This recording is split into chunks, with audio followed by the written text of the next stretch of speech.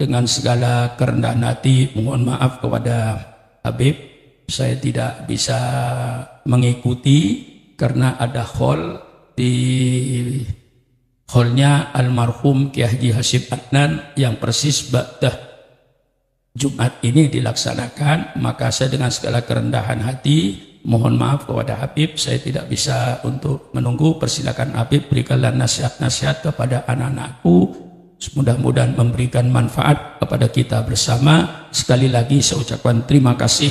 Wassalamualaikum warahmatullahi wabarakatuh.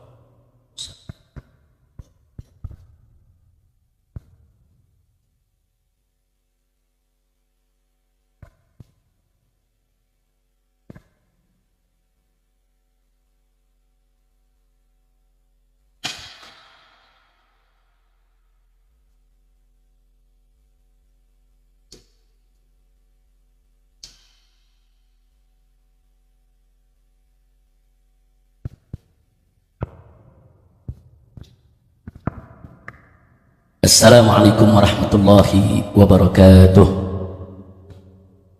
Bismillah walhamdulillah wassalatu wassalamu ala rasulillah ala alihi wa sahbihi wa mawalah. Siyadatul habaib asy-syurafa wa sa'adatul ulama'il fudala wa jami'it talabah al-hibba'il a'izza rahimakumullah. في هذه المناسبة السعيدة وفي هذا المكان المبارك لا أنسى أوصيكم جميعا ونفسي بتقوى الله وبطاعة رسول الله صلى الله عليه وسلم. فأسأل الله سبحانه وتعالى أن يهدينا إلى صراطه المستقيم ويجعلنا من المتقين. Amin ya rabbal alamin. Kepada yang sama kita muliakan guru kita semua, orang tua kita bersama, Syekhul Walid Al-Mahbub Kiai Haji Syukran Ma'mun hafizahullah ta'ala wa ra'ah. Saya katakan beliau orang tua kita semua dan guru kita semua.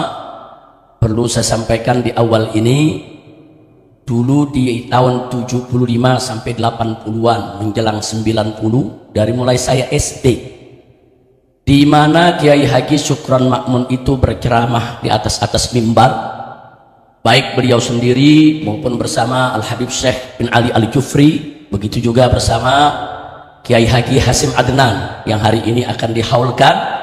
Saya tidak pernah absen kalau ceramah itu diadakan di seputar kecamatan Tanah Abang, Kiai, karena saya dilahirkan di Petamburan, di Tanah Abang. Jadi mulai Tanah Abang, Palmerah, Kemanggisan, saudara sekitar sana, setiap ada acara pengajian yang diisi oleh guru kita tercinta Kiai Haji Syukran Ma'mun, kami tidak pernah absen dari mulai saya SD, SMP sampai SMA.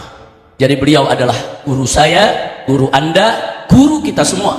Semoga Allah Subhanahu wa taala selalu memberkahinya, panjang umur dalam taat dan ibadah, panjang umur dalam sehat wal afiat. Amin ya rabbal alamin. Dan hanya satu yang ingin saya garis bawahi, dari semenjak saya SD saya mendengar ceramah guru kita sampai hari ini enggak beda ya. Artinya tegasnya menyampaikan yang hak itu hak, yang batil itu batil, tidak mencela-mencela, betul-betul berpegang kepada akidah Asy'ariyah, Maturidiyah, betul-betul berpegang kepada madhab Syafi'i dan madhab yang empat, dan tidak pernah keluar daripada akidah Ahlus Sunnah wal Jamaah. Dan beliau tidak pernah, saudara, tidak pernah membiarkan kalau ada kemungkaran terjadi di republik ini, siapapun yang melakukannya, mau dari pimpinan-pimpinan negara, pejabat sampai rakyat di bawah, dengan gaya beliau, dengan cara beliau luar biasa. Sampai hari ini saya masih melihat dan masih merasakan cara dakwah beliau, alhamdulillah. Nah saat ini Kiai Haji Syukran Ma'mun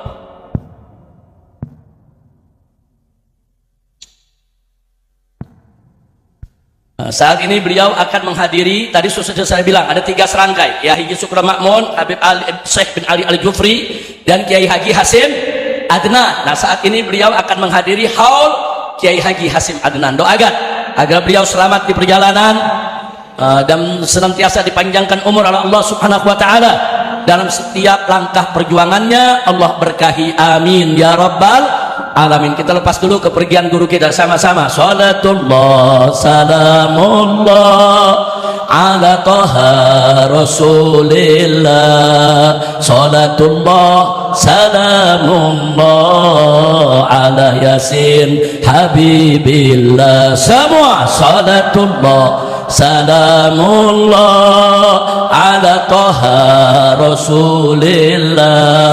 Salatullah salamullah ala yasin habibillah. Tawassalna bismillah wa bil hadi rasulillah.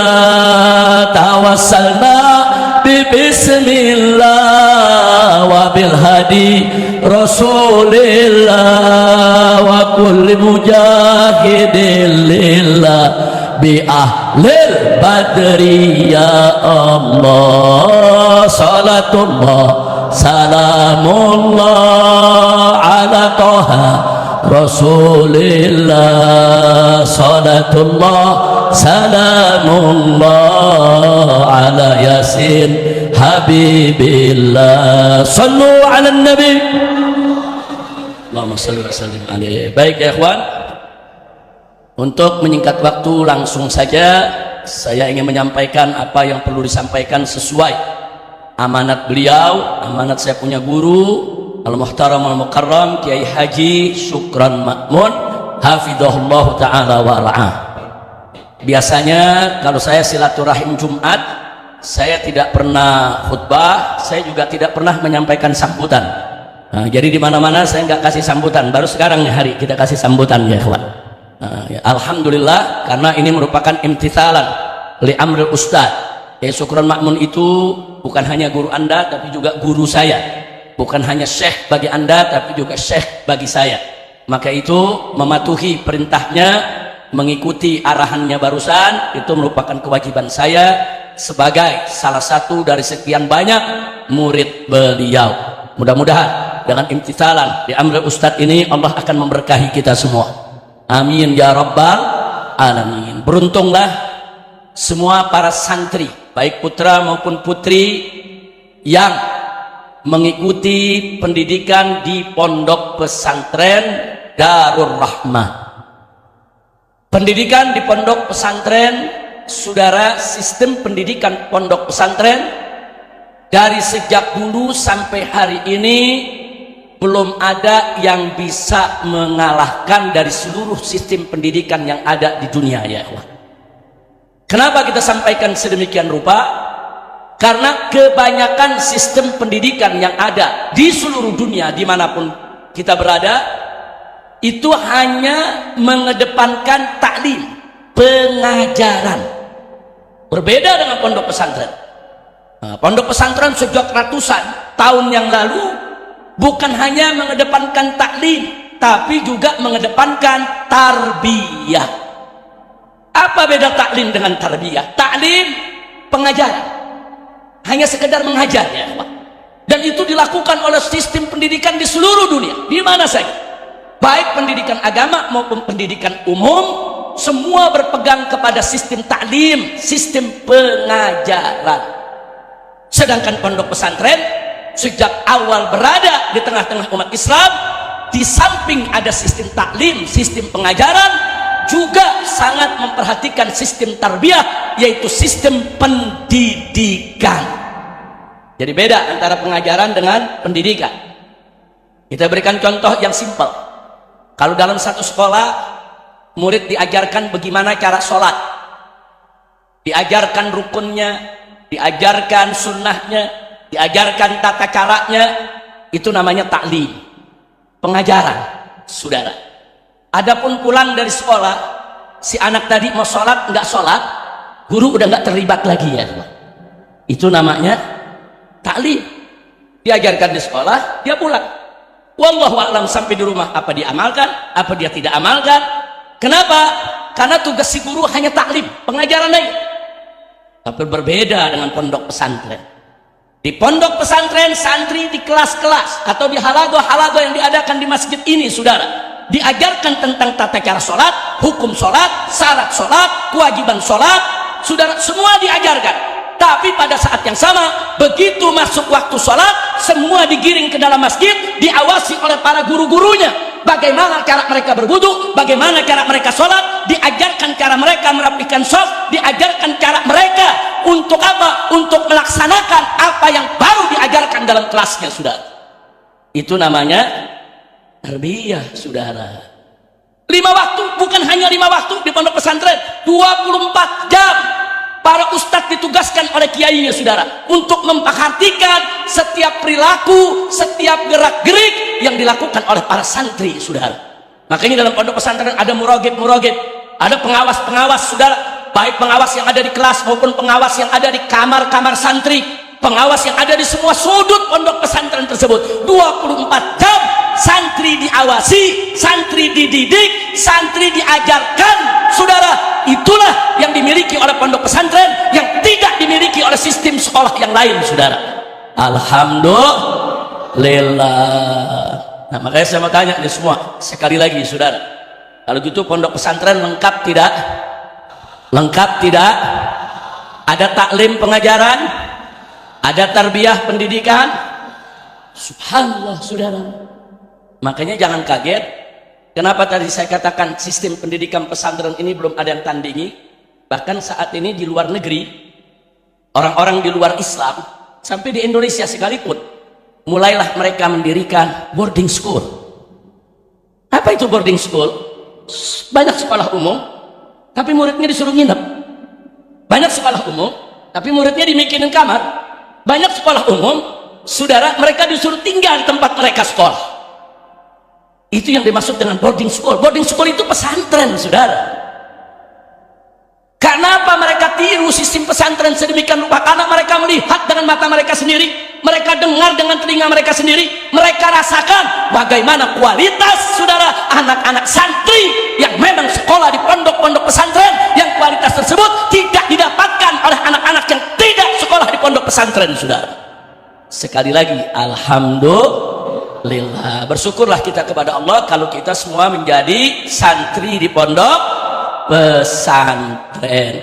Memang tantangan pondok pesantren ini tidak kecil, besar, saudara.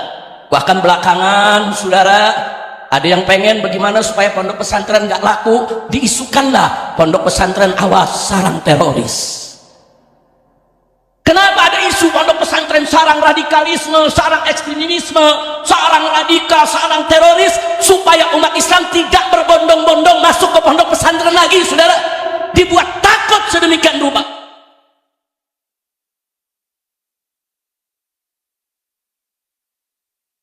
Saudara, mereka boleh berbuat makar, mereka boleh berbuat seenaknya memfitnah pondok pesantren, tapi saudara, Allah akan membalas makar mereka. Dan alhamdulillah sampai hari ini Allah tetap menjaga citra pondok pesantren di seluruh kita punya negeri, walaupun dihantam aneka ragam fitnah dan tuduhan.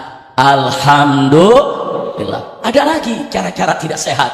Bagaimana supaya umat Islam rame-rame jangan masuk pondok pesantren, saudara? Oh, ditakut-takuti, awas kalau masuk pondok pesantren nanti gila, pelajarannya susah. Diisuin gila, saudara. Ada yang bilang jangan belajar nahu bisa gila. Wah, saudara, di sini ada Habib Hanif, saya punya menantu. Ada Habib Alwi, juga saya punya menantu, saudara. Dari kecil sampai hari ini mereka semua belajar nahu, enggak gila-gila, saudara. Saya mau tanya, di pondok pesantren ini nahu diajarin enggak? Sorof diajarin enggak? Ada gila? Yang gila tuh yang nyari ilmu aneh-aneh, saudara. Kalau yang dicari ilmu yang aneh-aneh itu biasanya stres, depresi, gila, betul? Tapi kalau yang nyari ilmu yang diridai Allah, bohong. Kalau orang gila karena mencari ilmu yang diridai oleh Allah Subhanahu wa ta'ala. Jadi itu semua tuh tuduhan-tuduhan miring tadi sebetulnya tujuannya satu, menggerogoti pondok-pondok pesantren. Maka itu waspada, jangan mau kita diprovokasi untuk meninggalkan pondok pesantren, betul? Saya mau tanya semua yang ada di sini, siap terus belajar di pondok pesantren? Cinta kepada pondok pesantren? Siap nimba ilmu di pondok pesantren? Siap jaga citra pondok pesantren? Takbir! Sallu ala nabi. Nah, mudah-mudahan dengan kita di pondok pesantren Allah memberikan kita ilmu yang barakah. Ada lagi, saudara, rumor-rumor di luar bilang apa? Jangan masuk ke pondok pesantren. Kenapa? Masa depannya suram. Enaknya masa depan suram. Saudara, yuk kita lihat. Anda periksa itu satu persatu orang-orang besar di seluruh Indonesia, sudah. Baik yang menjadi ulama-ulama besar maupun yang menjadi pejabat-pejabat tinggi, saudara. Dari pusat sampai daerah Anda periksa semua, ternyata banyak sekali yang merupakan jebolan-jebolan pondok pesantren. Alhamdulillah. Jadi jangan sembarang sama pondok pesantren, saudara. Dari pondok pesantren ini banyak yang jadi menteri, banyak yang jadi jenderal, banyak yang jadi pejabat, banyak yang jadi kepala daerah, saudara, dan seterusnya dan seterusnya. Siapa bilang masuk pondok pesantren suram? Enggak betul. Maka itu saya mau tanya di sini, siap buktikan pondok pesantren tidak suram? Siap buktikan? Bagaimana cara kita buktikannya? Belajar yang betul, nuntut ilmu yang betul, saudara. Insya Allah, saudara, bukan hanya dunia, bahkan akhirat pun tidak ada kesuraman bagi santri-santri yang ikhlas belajar di pondok-pondok pesantren. Amin ya rabbal alamin. Lanjut. Ada lagi. Ini nggak kalah serem nih. Anak yang masuk pondok pesantren itu buangan dari orang tua. Iya. Kita dibilang anak buangan. Kurang ajar gak?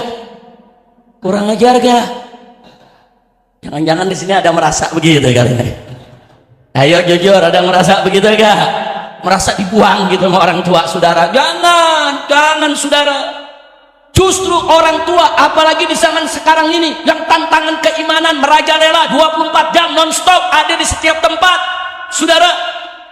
Di zaman sekarang ini orang-orang tua yang memasukkan anak-anaknya ke pondok pesantren, baik putra maupun putri, satu, orang tua tersebut cerdas, saudara. Kenapa saya katakan cerdas? Dia tahu potensi dirinya, nggak mampu untuk melindungi anaknya, nggak mampu untuk mendidik anaknya. Dia titipkan ke kiai-kiai, ke guru-guru yang mampu untuk mendidik dan mencetak anaknya menjadi generasi penerus yang baik. Betul? Berarti orang tuanya cerdas tidak? Pintar tidak? Dia tahu ini tantangan kalau saya tidak masukkan anak saya ke pondok pesantren, sementara saya sibuk kerja di luar, saya sibuk cari nafkah untuk keluarga. Bagaimana akidah saya punya anak, akhlak saya punya anak? Bagaimana kalau lingkungan yang tidak baik, mereka yang membentuk daripada karakter anak saya? Oh, ini berbahaya. Kalau begitu saya cari pondok pesantren, biar kiai yang mendidiknya, kiai yang membentuknya. Itu namanya orang tua Alhamdulillah. Berarti orang tua Anda di sini, para santri semua, adalah orang-orang tua yang cerdas di dalam mengambil keputusan. Alhamdulillah. Yang kedua, saudara, bukan hanya cerdas, peduli. Ihtimam. Dia peduli dengan akidah anaknya, dia peduli dengan akhlak anaknya, dia peduli dengan masa depan anaknya. Bahkan bukan hanya masa depan dunia, tapi juga masa depan akhirat. Orang tua mana, saudara, yang bisa lebih hebat daripada orang tua yang peduli kepada kebaikan anaknya dunia dan akhirat, saudara? Maka itu, tatkala orang tua kita mengirim kita ke pondok pesantren, kita bukan dibuang, bukan, tapi itu menunjukkan satu, kecerdasan orang tua kita, yang kedua, kepedulian orang tua kepada kita. Berarti orang tua kita sayang kepada kita, cinta kepada kita. Jangan berkecil hati, justru kita mesti bangga punya orang tua yang cerdas, bangga punya orang tua yang peduli kepada kita. Alhamdulillah. Kira-kira jelas tidak? Yang saya sampaikan barusan kira-kira jelas tidak? Jadi anak-anak yang masuk pondok pesantren anak buangan bukan? Anak buangan bukan? Berarti anak-anak yang dikirim orang tua ke pondok pesantren berarti orang tuanya cerdas tidak? Peduli tidak? Sayang tidak? Cinta tidak? Bangga tidak punya orang tua seperti itu? Bangga tidak kepada orang tua seperti itu? Sallu ala nabi. Allahumma shalli wa sallim mubarak alaihi. Nah, jadi dengan apa yang saya sampaikan barusan sebagai pembuka ini, saya hanya ingin menekankan bahwa satu keberuntungan kalau kita ada di pondok pesantren, beruntung. Maka itu tancapkan dalam sanubari kita yang paling dalam, dalam jiwa kita yang paling dalam. Jangan tinggalkan pondok pesantren ini kecuali kita sudah selesai menjalani masa pendidikan dan pembelajaran kita. Mudah-mudahan dari sini ke depan nanti akan lahir ulama-ulama besar, orang-orang soleh, lahir para wali-wali yang menjaga negeri, lahir dari tempat ini pemimpin-pemimpin bangsa di masa yang akan datang. Amin ya rabbal alamin. Nah baiklah ya ikhwan, bicara pondok pesantren berarti bicara tentang keilmuan. Bicara tentang keilmuan berarti kita diingatkan akan firman Allah dalam Al-Quranul Karim. Wallahu subhanahu wa ta'ala qala yarfa'illahu alladhina amanu minkum walladhina utul ilma darajat. Subhanallah, indah ayat ini ya ikhwan. Ada janji dan jaminan dari Allah. Yarfa'illahu alladhina amanu minkum walladhina utul ilma darajat. Ini janji sekaligus jaminan dari Allah. Ini yang memberikan janji dan memberikan jaminan bukan sembarang, tapi Allah yang maha menepati janji. Innallaha la yukhliful mi'ad. Allah yang tidak pernah ingkar janji, saudara. Allah menyatakan dalam ayat ini yarfa'illahu, Allah itu meninggikan, mengangkat, saudara. Siapa yang diangkat? Alladzina amanu minkum, kedudukan orang-orang beriman di antara kamu. Kemudian berikutnya walladzina utul ilma darajat, dan orang-orang yang punya ilmu.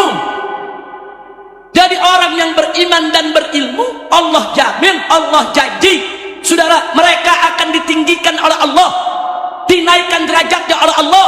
Bukan sembarang dinaikkan, derajat dinaikkan, saudara, beberapa derajat, bukan sekedar satu tingkat, dua tingkat, saudara. Artinya derajat mereka Allah tinggikan baik di dunia maupun di akhirat, saudara.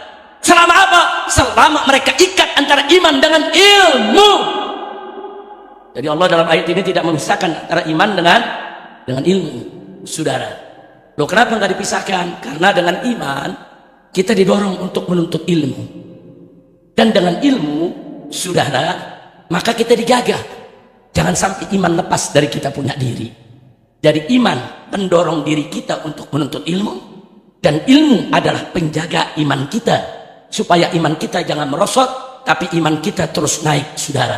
Maka itu iman dan ilmu harus ada dalam diri kita. Karena kalau kita punya ilmu tanpa iman, wow, berbahaya, saudara. Nanti ilmunya bisa disalahgunakan, saudara. Dan iman tanpa ilmu juga berbahaya, saudara.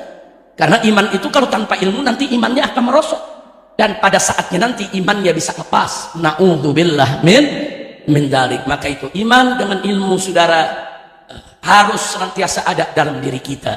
Maka itu Al-Imam Ali bin Abi Thalib radhiyallahu ta'ala anhu, saudara, dalam sebuah pesannya kepada para pemuda, para penuntut ilmu, apa beliau katakan? Ya ma'syar syabab, wahai segenap para pemuda, i'lamu, ketahuilah oleh kamu sekalian, anna hayatal fata wallahi bil ilmi wat tuqa, sesungguhnya kehidupan seorang pemuda itu harus diisi dengan ilmu dan takwa.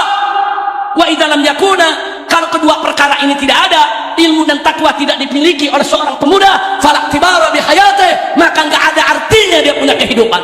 Subhanallah. Dan Sayyidina Ali bin Abi Thalib radhiyallahu ta'ala anhu wa karamallahu wajhah, dalam menyampaikan amanat tadi kepada para pemuda, bukan sekedar buah bibir, tapi beliau buktikan dalam perilaku beliau.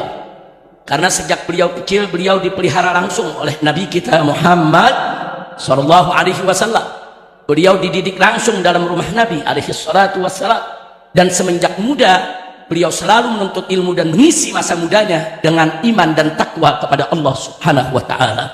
Maka itu kepada para santri Darul Rahman yang saya cintai, yuk mari kita ikat ilmu yang kita tuntut di tempat ini dengan iman, dengan takwa kepada Allah. Karena iman dan takwa itu yang akan membawa keberkahan, yang akan memudahkan kita dalam menuntut ilmu, yang akan memudahkan kita dalam menghafal kewajiban-kewajiban kita, bahkan memudahkan kita untuk memahami hal-hal yang tadinya muskil menjadi mudah, saudara. Dengan apa? Dengan kekuatan iman dan takwa, sehingga ilmu kita menjadi manfaat, insya Allah. Apalagi Imam Syafi'i radhiyallahu ta'ala anhu, saudara, berpesan kepada murid-muridnya sesuai dengan pesan yang beliau dapat dari guru-guru beliau, di mana beliau mengatakan, mengingatkan kepada untuk kita juga semua, al ilmu nurun fala tudfi'hu bil ma'siyah. Ilmu itu adalah cahaya, dan jangan sekali-kali kau padamkan cahaya tersebut dengan maksiat. Jadi kalau ada pertanyaan, kenapa sih ada orang belajar susah? Karena banyak maksiat. Kenapa sih orang menghafal susah? Karena banyak maksiat. Kenapa Kenapa sih di dalam memahami persoalan kok jadi susah? Karena banyak maksiat. Semakin banyak maksiat, semakin sulit ilmu itu bisa manfaat, saudara. Tapi manakala orang isi hidupnya dengan iman dan takwa kepada Allah, menjauhkan diri dari maksiat, maka ilmunya akan manfaat. Dia akan mudah menuntut ilmu, mudah menghafal daripada matan-matan yang diberikan tugas oleh para gurunya, bahkan mudah untuk memahami berbagai persoalan sulit dalam pelajaran agama, saudara. Kuncinya adalah, saudara, ilmu itu cahaya, jangan kita padamkan dengan maksiat. Ini pesan dari Imam Syafi'i radhiyallahu ta'ala anhu yang beliau dapatkan dari guru-guru beliau, saudara. Nah, karena itu sebelum saya akhiri, sebelum saya tutup, saudara, yuk kita buat satu perbandingan situasi kondisi zaman para ulama salaf dan di zaman kita sekarang ini. Saudara, di zaman ulama salaf kita dulu, Al-Quranul Karim, mushaf Al-Quran, siapa yang ingin punya mushaf, dia harus nulis sendiri. Karena dulu nggak ada percetakan, nggak ada mushaf Al-Quran, Quran diperjualbelikan. Maka itu para ulama salaf dulu dididik oleh orang-orang tua mereka. Dari mulai mereka kecil pertama kali belajar agama, mereka diwajibkan untuk menghafal Quran dulu, saudara. Supaya Al-Quran itu ada di kepala dia, supaya Al-Quran itu ada dalam diri dia, saudara. Termasuk Al-Imam Syafi'i radhiyallahu ta'ala anhu, umur 7 tahun sudah hafal Quran 30 juz. Dan itu terjadi kepada ulama-ulama besar. Hampir semua dulu bukan ulama kalau belum hafal Quran 30 juz, saudara, di zaman ulama salah. Sebab kalau mereka tidak hafal Quran, mereka akan kewalahan untuk mencari ayat Quran.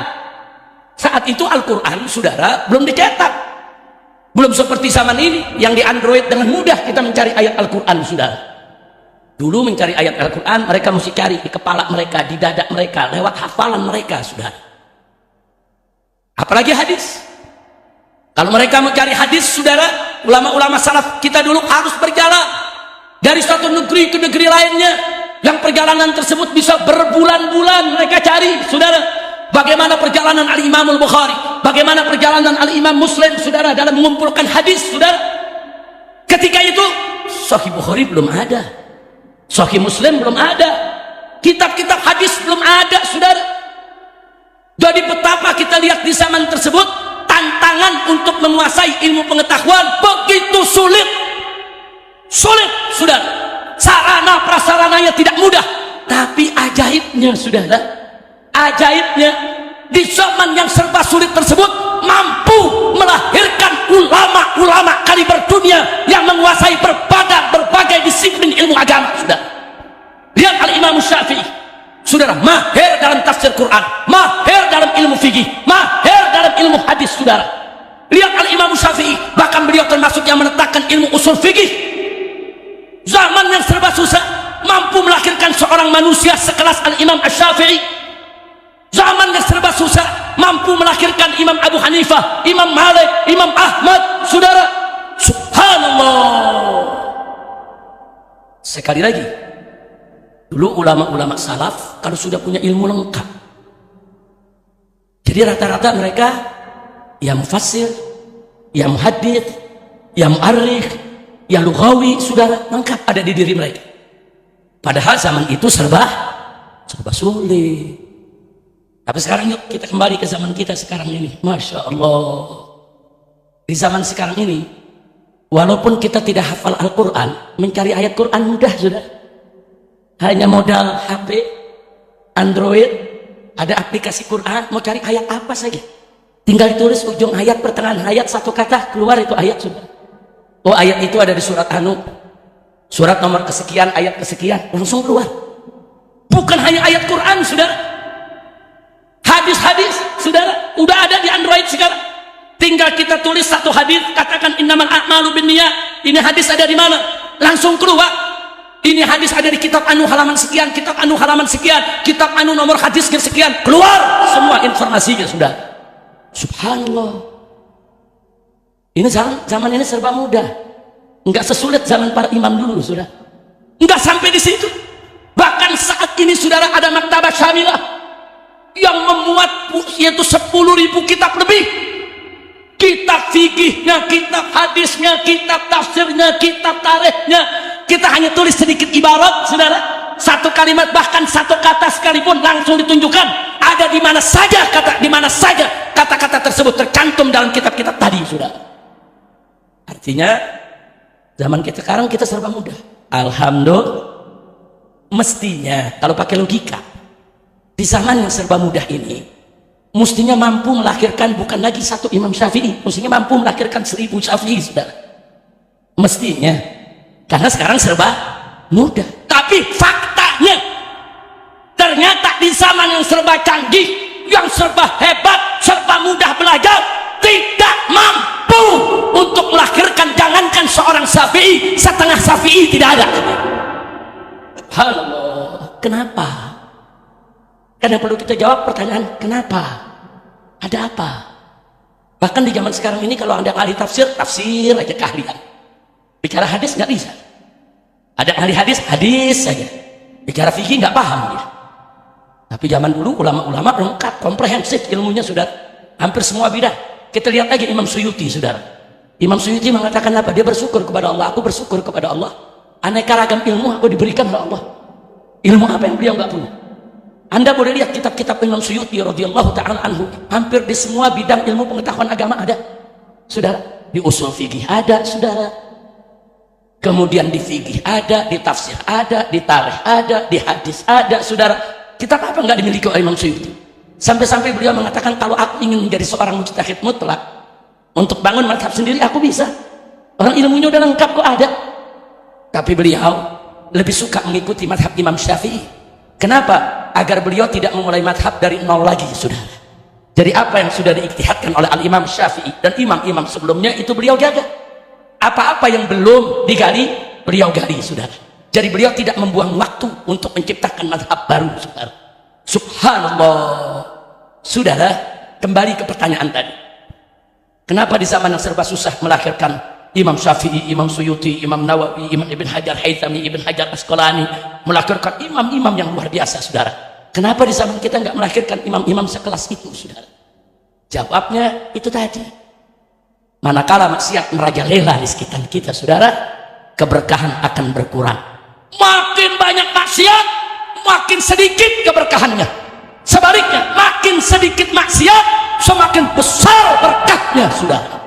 Di zaman para ulama salaf kita dulu, saudara, dengan segala kelebihan dan kekurangannya, para khulafa, para khalifah umat Islam ketika itu menerapkan hukum Islam di tengah-tengah kehidupan bermasyarakat, memakmurkan masjid, saudara, memakmurkan sedekah, saudara, menjaga hukum Islam sehingga keberkahan itu, saudara, merata kemana-mana, sehingga para ulama-ulama salaf kita di dalam menuntut ilmu tidak terganggu dengan maksiat yang merajalela. Subhanallah. Sementara kita sekarang ini, saudara, maaf, kitanya udah nggak mau maksiat yang masuk ke kantong kita lewat HP, saudara. Kita udah nggak mau maksiat yang lewat depan rumah kita. Kita udah nggak mau maksiat, bahkan maksiatnya yang masuk ke rumah kita, saudara. Bahkan kita udah nggak mau maksiatnya masuk ke kamar pribadi kita, saudara. Lewat handphone, lewat medsos, saudara. Lewat berbagai macam informasi, maksiat itu masuk. Dirusak mata kita, dirusak telinga kita, dirusak hati kita, dirusak jiwa kita, sehingga zaman ini sulit melahirkan ulama-ulama sekelas Imam Syafi'i dan lainnya, saudara. Nah, tapi bukan berarti itu membuat kita harus putus asa, tidak. Saya menyampaikan di sini bukan berarti zaman ini mustahil melahirkan ulama-ulama kaliber dunia, tidak, saudara. Alhamdulillah dari Indonesia ini banyak sekali ulama-ulama kaliber dunia, saudara. Subhanallah, Syekh Nawawi Al-Bantani, bagaimana kitab-kitabnya dibaca di seluruh Jazirah Arab, saudara. Bahkan di kota suci Makkah sampai saat ini kitab-kitab beliau masih dipelajari, saudara. Atau kalau kita lihat lagi Kiai Muhajirin, saudara, dari Bekasi, bagaimana kitab-kitabnya, bagaimana sanadnya muttasil, saudara. Kitab-kitabnya dalam bahasa Arab terus dipelajari di dunia Arab sana. Belum lagi As-Syekh Turmusi, ya ikhwan, bagaimana membuat kitab berjilid-jilid, saudara. Enggak sampai di situ aja, saudara. Bahkan yang belakangan ada Syekh Yasin Fadani, saudara. Sampai ulama-ulama sedunia datang kepada beliau di kota Mekah hanya ingin mengambil sanad beliau dari aneka ragam hadis. Karena beliau punya periwayatan hadis semuanya muttasil. Bukan sekedar beliau baca dari kitab, saudara, tapi beliau dapat dari gurunya, gurunya dapat dari gurunya, gurunya dapat dari gurunya, sampai kepada sumber hadisnya, saudara. Ulama Indonesia. Jadi bukan nggak mungkin kalau ulama-ulama di zaman ini juga bisa melahirkan, zaman ini bisa melahirkan ulama-ulama kaliber dunia, walaupun mungkin kualitasnya tidak sehebat Imam Syafi'i, tidak sehebat Imam Malik, tapi paling tidak dia bisa mendunia dan ilmunya bisa bermanfaat untuk seluruh umat Islam dimanapun mereka berada, saudara. Caranya bagaimana? Nah, salah satu caranya, saudara, duduk di pondok pesantren. Karena begitu Anda keluar dari pondok pesantren ini, di luar sana, saudara, tantangan keimanan, tantangan akhlak, aneka ragam maksiat itu merajalela, saudara. Tapi begitu Anda masuk ke pondok pesantren, berarti Anda masuk ke Hisnul Manik. Anda masuk ke satu benteng yang kokoh, dijaga oleh kiai kita, dijaga oleh guru-guru kita, dijaga oleh aneka ragam zikir dan wirid, dijaga oleh aneka ragam hizib, dijaga, saudara, supaya Anda tidak mudah dikotori oleh maksiat, tidak mudah dinodai dengan maksiat, supaya jiwa Anda bersih, lebih siap untuk menuntut ilmu agama, insya Allah. Makanya nggak salah kalau pondok pesantren melarang santrinya membawa handphone, kalau pondok pesantren melarang santrinya menonton televisi, jangan bilang itu pondok pesantren kuno. Bukan, itu memang cara pondok pesantren bagaimana melindungi Anda, menjaga Anda, membentengi Anda, supaya Anda bisa belajar dengan leluasa tanpa halangan, supaya cahaya ilmu yang Anda sedang timba, saudara, terus menerangi jiwa kita, akal pikiran kita, diri kita, sehingga kita bisa mendapatkan ilmu yang manfaat. Kira-kira jelas tidak? Jelas tidak? Saya mau tanya jujur, pondok pesantren peraturannya ketat tidak? Jujur, ketat tidak? Ketat tidak? Jangan panik, jangan kalau ketat tahu-tahu pengen pulang. Nggak enak, nggak bisa nonton TV, pulang aja. Nanti orang tuanya datang, nggak enak di sini mah. Makanannya tempe terus. Di pesantren ngadepin Kentucky melulu, mana ada cerita lagi, saudara. Jangan. Di pesantren ini adalah masa perjuangan kita, banting tulang, kuras keringat, saudara, lawan segala kejenuhan. Nanti begitu Anda sudah lulus, baru Anda tahu, alhamdulillah, ternyata dulu saya masuk pondok pesantren, selamat akidah saya, selamat akhlak saya, selamat jiwa saya. Sekarang belum berasa. Begitu Anda sudah lulus, baru Anda akan merasakan betapa nikmatnya di pondok pesantren. Alhamdulillah. Nah, maka itu saya mau tanya sebelum saya akhiri semua di sini, untuk mendapatkan ilmu yang manfaat, siap tahan banting? Siap tahan banting? Siap belajar yang betul di pesantren ini? Betul? Takbir. Nah, jadi kalau udah ceramah begini, jangan besok kadang minta pulang, ya. Ada gak yang minta pulang? Jujur, ada gak yang minta pulang? Mana orangnya? Ayo jujur, ada gak yang gak betah? Ada gak yang gak betah? Memang, saudara, saat kita ke pesantren ada hal-hal yang mungkin kita kurang enak, hal-hal yang mungkin kita kurang, ya kenapa? Karena hawa nafsu itu menginginkan serba senang, serba enak, saudara. Sedangkan menuntut ilmu, kita harus merasakan pahitnya, saudara. Nah, jadi jangan lupa, berakit-rakit ke hulu, berenang-renang ke tepian, bersakit-sakit dahulu, bersenang-senang kemudian, insya. Jadi kalau Anda mau senang di depan, senang dunia, senang akhirat, bersakit-sakit dulu di pondok pesantren, bersusah payah dulu di pondok pesantren, berjuang, banting tulang, kuras keringat, belajar yang betul. Tugas Anda di sini hanya belajar dan belajar serta ibadah kepada Allah, saudara. Anda tidak ditugaskan untuk mencari uang, orang tua yang mencari uang, orang tua yang mencari nafkah, orang tua yang banting tulang, orang tua yang kuras keringat, orang tua yang bayar ke pondok pesantren dengan harapan anaknya akan menjadi orang yang manfaat, anaknya akan menjadi orang pintar, anaknya akan menjadi orang soleh. Maka itu yuk jadi anak yang soleh, jangan kecewakan harapan orang tua kita. Setuju? Setuju? Siap bahagiakan orang tua? Siap penuhi harapan orang tua? Takbir! Sallu ala Nabi. Nah, itu yang saya mau sampaikan, saudara. Jadi hari ini saya hanya ingin memberikan motivasi. Jangan tinggalkan pondok pesantren. Karena pondok pesantren, saudara, ini tempat penuh keberkahan. Ini tempat di mana iman kita dibentengi, akhlak kita dibentuk, saudara. Dan masa depan kita juga akan datang dari pondok pesantren ini, saudara. Enggak usah khawatir. Imam Syafi'i pernah mengatakan, man arada dunya fa'alaihi bil bil ilm. Wa man arada al-akhirah fa alaihi bil ilm. Wa man araduhuma fa alaihi bil. Siapa yang mau dunia, ya dia wajib punya ilmu. Siapa yang mau akhirat, ya tuntut ilmu dong. Yang mau dunia akhiratnya senang, ilmu. Ilmu itu miftah sa'adah fid darin. Ilmu itu merupakan kunci kebahagiaan dunia dan akhirat, sudah. Ilmu. Bahkan Al-Imam Al-Ghazali radhiyallahu taala anhu di dalam kitab Ihya Ulumuddin ada menyampaikan satu riwayat di mana beliau mengatakan dalam riwayat tersebut, saudara, dengan tegas beliau mengatakan bahwa al-ilmu imamul amali wal amalu tabi'uhu. Ilmu itu adalah imam dari amal perbuatan, sedangkan amal perbuatan itu adalah makmumnya.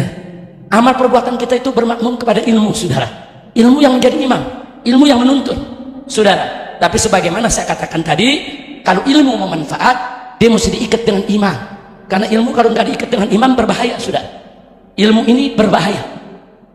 Nah, maka itu ikatlah ilmu itu dengan iman. Nah, kalau ilmu diikat dengan iman, kemudian diperkuat dengan takwa, maka ilmunya akan manfaat.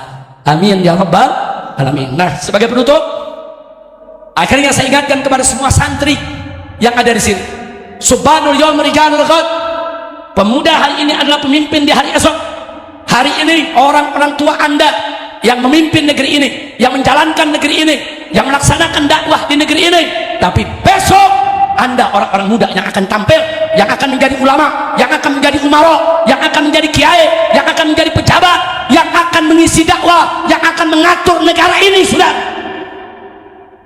Kita tidak mau generasi-generasi penerus yang kelak akan mengelola negeri ini orang-orang yang lemah imannya, lemah akhlaknya, lemah ilmunya. Enggak, yang kita inginkan adalah orang-orang yang kuat ilmunya, kuat imannya, kuat akhlaknya, sehingga negara ini menjadi baldatun thayyibatun wa rabbun ghafur. Siap memimpin umat ke depan, siap memimpin umat ke depan. Takbir. Nah, begitu pupuk diri Anda dari pondok pesantren ini, pupuk. Anda nggak ada kewajiban saat ini cari nafkah, cari duit, enggak. Kewajiban Anda bahagiakan orang tua, belajar yang benar, hormati guru-guru kita, cintai guru-guru kita, cintai kiai kita, saudara. Nggak ada manfaatnya, nggak berkah. Kalau Anda belajar tapi nggak hormat sama guru, Anda belajar tapi nggak cinta sama kiai, nggak bakal berkah kita punya ilmu, saudara.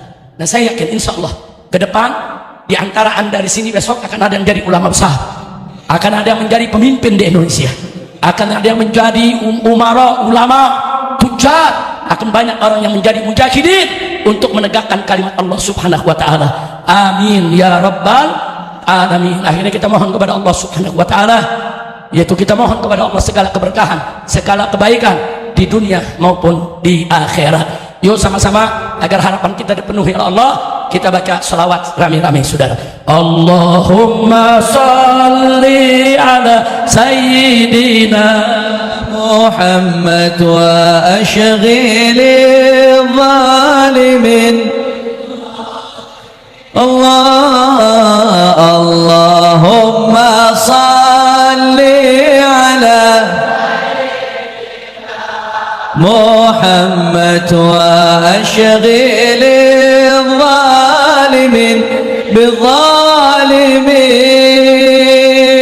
wa akhrijna min bainihim salimin wa ala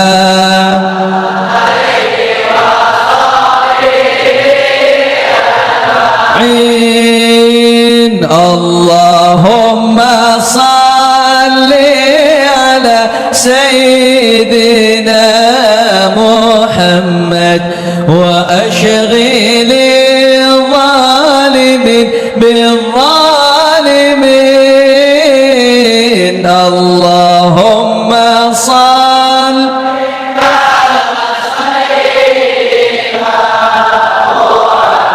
wa ashghilil ظالمين واخرجنا من بينهم سالمين وعلى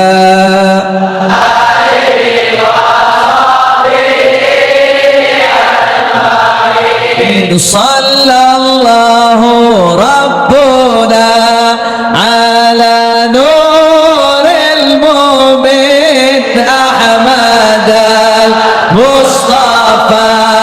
sayyidil mursalin sallallahu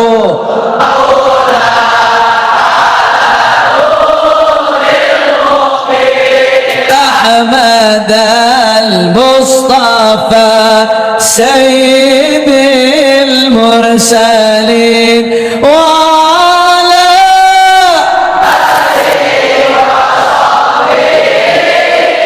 أجمعين على آله وصحبه أجمعين صلوا على النبي. Akhirnya kita mohon kepada Allah, semoga Kiai Haji Sukron Makmun guru kita semua Allah berikan panjang umur dalam taat dan ibadah, dalam sehat walafiat. Dan kita doakan juga segenap para dewan guru, dewan para ustadz di pesantren Darul Rahmah, baik yang di Jagakarsa ini maupun yang di Liwiliang, begitu juga yang di Depok. Semua para gurunya Allah berikan keberkahan, dimudahkan segala urusannya, digabulkan segala hajatnya, disembuhkan segala penyakitnya, dan diberikan ganjaran berlipat dari dunia hingga akhirat. Kemudian berikutnya kita doakan juga orang-orang tua kita, orang-orang tua santri, para wali santri yang telah dengan cerdas, dengan penuh kepedulian, penuh rasa cinta mengirim anak-anaknya di pondok pesantren, agar mereka juga diberikan oleh Allah ketenangan, kedamaian, dijadikan anak-anaknya menjadi orang-orang yang soleh, dibukakan pintu rezekinya, dimudahkan mencari nafkahnya, sehingga mereka juga mudah untuk mendidik anak-anaknya. Dan kemudian kita mohon juga kepada Allah untuk semua santri, baik yang putra maupun putri, agar dibuka oleh Allah pintu ilmu pengetahuan yang manfaat, dimudahkan dalam belajar, dimudahkan dalam menghafal, dimudahkan di dalam memahami pelajaran, dimudahkan juga dalam mengamalkannya. Dan semoga semua anak-anakku yang ada di sini jadikan oleh Allah sebagai ulama yang salihin, orang-orang yang saleh, yang selamat dari dunia hingga akhirat. Ala hadhihi niyyah wa likulli niyatin salihah wa ila hadratin nabiyil mustafa. Termasuk kita doakan juga, yaitu untuk semua pihak yang telah ikut membantu jalannya pondok pesantren Darul Rahmah, baik mereka yang telah mewakafkan, menghibahkan, menghadiahkan, yang membantu sejak awal berdiri 48 tahun yang lalu, semoga juga diberikan oleh Allah ganjaran yang berlipat ganda.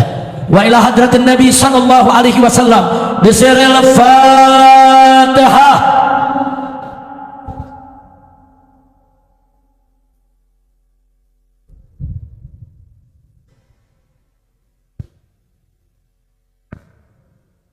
Sama-sama semuanya.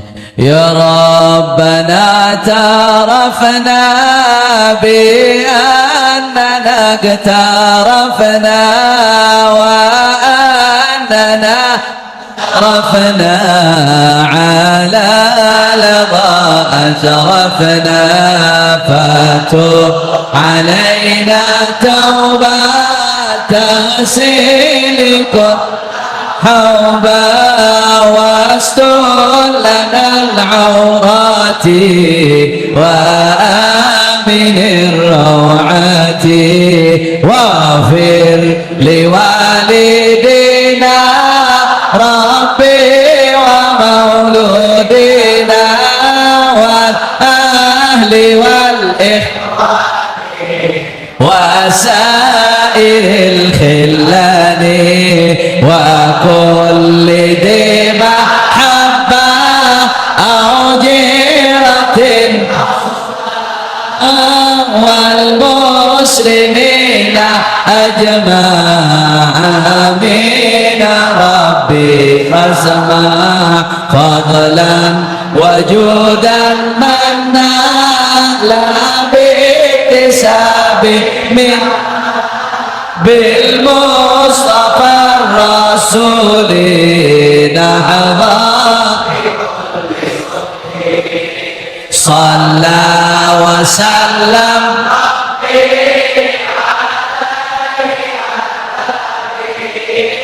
وآله وصحبه عداد طش صحبه والحمد لله